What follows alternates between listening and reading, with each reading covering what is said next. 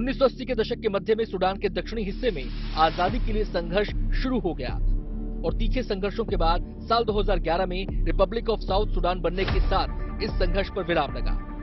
दक्षिणी सूडान बनने के साथ ही कच्चे तेल के निर्यात से होने वाली 2/3 आमदनी सूडान के हाथ से चली गई। साल 2011 में दक्षिणी सूडान के अलग होने तक सूडान क्षेत्रफल के लिहाज से अफ्रीका का सबसे बड़ा देश था। वहां की कुल आबादी करीब 4 करोड़ 67 लाख है। सूडान की सीमाएं कुल 7 देशों से लगती हैं। सेंट्रल अफ्रीकन रिपब्लिक है तो पश्चिम में चाड है, वहीं उत्तर में मिस्र है, तो उत्तर पूर्व में एरिट्रिया है, दक्षिण पूर्व में इथियोपिया है, इसके उत्तर पश्चिम में लीबिया है, सूडान के दक्षिणी हिस्से में दक्षिणी सूडान है। दरअसल सूडान में हालिया हिंसक घटनाओं की जड़ें तख्ता पलट से जुड़ी हैं। साल 2019 में सूडान में सेना ने तख्ता पलट किया था, जिसके बाद वहां नागरिक सरकार का गठन हुआ था। अक्टूबर 2021 में नागरिक सरकार के भंग होने के बाद से ही सेना और अर्धसैनिक बल आरएसएफ के बीच टेंशन की शुरुआत हुई, जो एक बार फिर संघर्ष की आग में सुलग उठा। सेना ने बीते दिनों आरएसएफ के जवानों की तैनाती की व्यवस्था बदलते हुए नई व्यवस्था शुरू की, जिसे लेकर आरएसएफ के जवानों ने नाराजगी जाहिर की। धीरे धीरे नाराजगी हिंसा में बदल गई और दोनों जंग के मैदान में आमने सामने आ गए।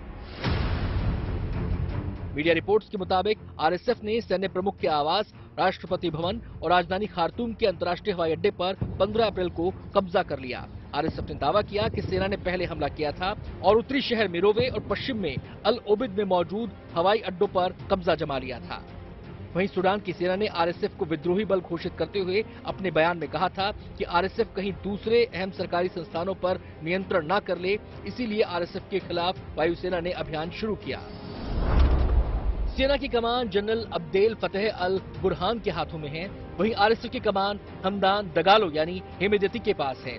सेना और आरएसएफ मिलकर यहां सॉवरेन काउंसिल के जरिए देश चला रहे थे। हाल ही में आरएसएफ जवानों को अपने लिए खतरा मानते हुए सेना ने बड़ा बदलाव कर दिया। सूडान में यही दोनों जनरल सरकार चला रहे थे, जो अब आपस में युद्ध लड़ रहे हैं।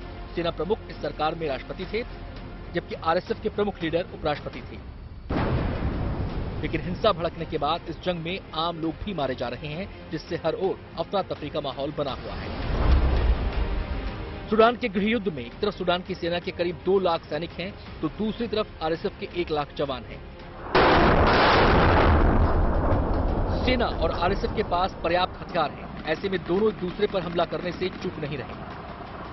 आलम यह है कि इन दिनों सूडान के आसमान में बम के गोले बरस रहे हैं, तो सड़कों पर गोलियों की बौछार हो रही है। साफ है कि लड़ाई हर दिन के साथ लगातार खतरनाक होती जा रही है। दरअसल सूडान में जारी गृहयुद्ध का मकसद सिर्फ सत्ता पर नियंत्रण नहीं है, बल्कि ये लड़ाई सोने के उन विशाल भंडार के लिए लड़ी जा रही है जो अब तक आरएसएफ के कब्जे में रहे हैं। सूडान में आज भले करोड़ों लोगों को 2 वक्त की रोटी मयस्सर नहीं है, लेकिन सूडान का कड़वा सच ये है कि पूरे अफ्रीकी महाद्वीप में सबसे बड़ा सोने का भंडार उसी के पास है।